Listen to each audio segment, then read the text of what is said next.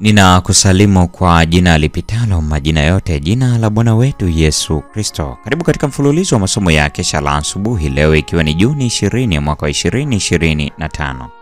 Tuombe. Mtakatifu, mtakatifu, mtakatifu Baba yetu uliye mbinguni, jina lako litukuzwe. Ufalme wako uje, mapenzi yako yatimizwe hapa duniani kama huko mbinguni.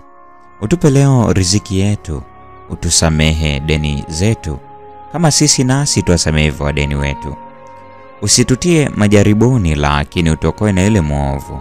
Kwa kuwa ufalme ni wako na nguvu na utukufu hata milele. Amina.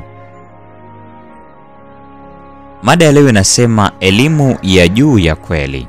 Imejengeka katika kitabu cha Zaburi ya 143 aya 10. Neno la Mungu linasema, unifundishe kuyatenda mapenzi yako, kwa maana ndiwe Mungu wangu. Roho yako mwema niongoze kwenye nchi sawa. Furahini katika Bwana siku zote, tena nasema furahini. Wale wanaofanya hivi wanayo furaha ya uzima. Hakuna ubaya unaotoka kwenye midomo yao, au kutoka kwa angahewa inayozunguka roho. Kwa kuwa hawajisikii kuwa wao ni bora kuliko wengine. Jifiche ndani ya Yesu Kristo, kisha wakati wote ukweli wa Mungu utakuwa unakufanya kufaa kwa ajili ya wakati ujao, uzima usio kikomo. Unapomwamini Mungu, uzoefu wako sio wa kukopeshwa, ni wa kwako mwenyewe. Hata uwe na tabia gani, Mungu anaweza kuifinyanga tabia hiyo kiasi kwamba itakuwa nzuri na kama ya Kristo. Kwa imani iliyo hai unajitenga na kila kitu kisichopatana na mapenzi ya Mungu. Na kwa namna hiyo unaleta mbingu maishani mwako hapa chini. Je, utafanya hivi? Ikiwa utafanya hivi, basi utakuwa na nuru ya jua katika kila hatua.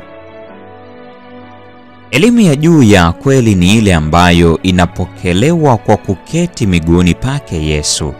Nyenyekeeni chini ya mkono wa Mungu ulio hodari, naye atawainua. Huna haja ya kujisakamua ili kujiinua. Mkabidhi yeye kazi yako.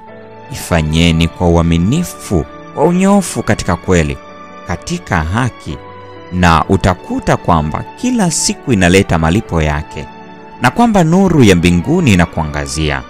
Nuru yake, neema yake, wokovu wake ndivyo vinavyofunuliwa. Tunajua kidogo sana juu ya Yesu Kristo, ndiyo maana tunaweza kufahamu kwa ufinyu sana kile atakachotufanyia. Mungu anataka tujifunze kwake. Hebu ujenzi wako wa tabia upatane na mtindo mzuri uliofunuliwa kwa wanadamu katika maisha ya Kristo. Katika maisha yako yote unapaswa kufanya kama mkulima afanyavyo katika kuzalisha matunda ya duniani. Inavyoonekana, anaitupa mbegu, kisha inazikwa katika udongo. Mbegu katika kufa inaota. Nguvu za Mungu aliye hai huipa uhai na uhai na nguvu, na inaonekana kwanza jani, tena suke, kisha ngano pevu katika suke. Jifunze mchakato huu wa ajabu.